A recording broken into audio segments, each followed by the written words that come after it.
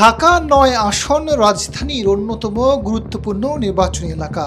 আসনটিতে লড়াইটা এখন কেবল প্রতীকের নয়, জয় পরাজয় হবে কৌশলের। নির্বাচনের ডামাডোল শুরুর পর বিএনপি ও জামায়াতের প্রার্থীদের ঘিরে সরগম ছিল মাঠ। শেষ পর্যন্ত দলীয় সমীকরণে তাদের কেউ মনোনয়ন পাননি। হঠাৎ পরিচিত মুখদের বদলে নতুন নেতাদের প্রার্থী করায় পাল্টে যাচ্ছে ভোটের অঙ্ক।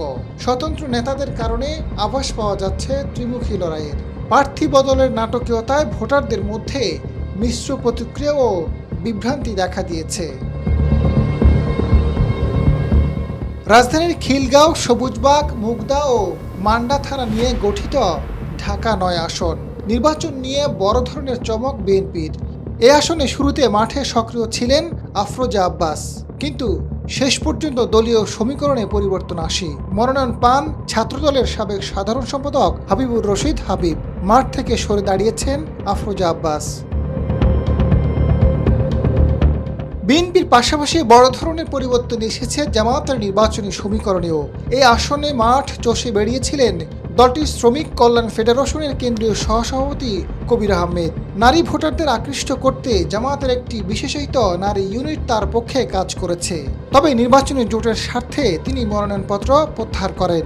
একই পথ বেছে নিয়েছেন জোটে থাকা খেলাফত মজলিসের মোহাম্মদ ফয়েজ বক সরকার। হেভিওয়েট এই দুই নেতার প্রস্থান নির্বাচনী প্রতিদ্বন্দ্বিতায় নতুন এক মেরুকরণ সৃষ্টি করেছে। আসনটিতে শেষ পর্যন্ত মনোনয়ন পান 10 দলীয় জোট সমর্থিত এনসিপির মোহাম্মদ জাবেদ মিয়া। এছাড়া মাঠে আছেন ইসলামী আন্দোলন বাংলাদেশের শাহ ইফতিকার তারিক এবং এনসিপি থেকে পদত্যাগ করা স্বতন্ত্র ডাক্তার তাসনিম জারা। নির্বাচনের শেষ মুহূর্তে পরিচিত মুখদের বদলে নতুনদের মনোনয়ন দেওয়ায় সাধারণ ভোটারদের মধ্যে মিশ্র প্রতিক্রিয়া ও বিভ্রান্তি দেখা দিয়েছে। এদিকে ঢাকা ৯ আসনের জামায়াতের প্রচারণায় বেশ এগিয়ে থাকলেও বর্তমানে দৃশ্যপট পুরোপুরি বদলে গেছে।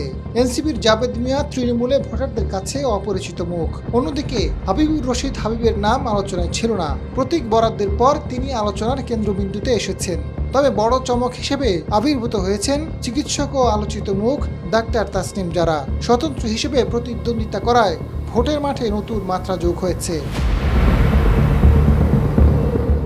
রাজনৈতিক বিশ্লেষকরা বলছেন, মুগদা, মানিকনগর ও মান্ডা এলাকার বেহাল সড়ক এবং জলাবদ্ধতা নিরসনে যারা সুনির্দিষ্ট রোডম্যাপ দিতে পারবেন তাদের দিকেই ঝুঁকছেন ভোটাররা।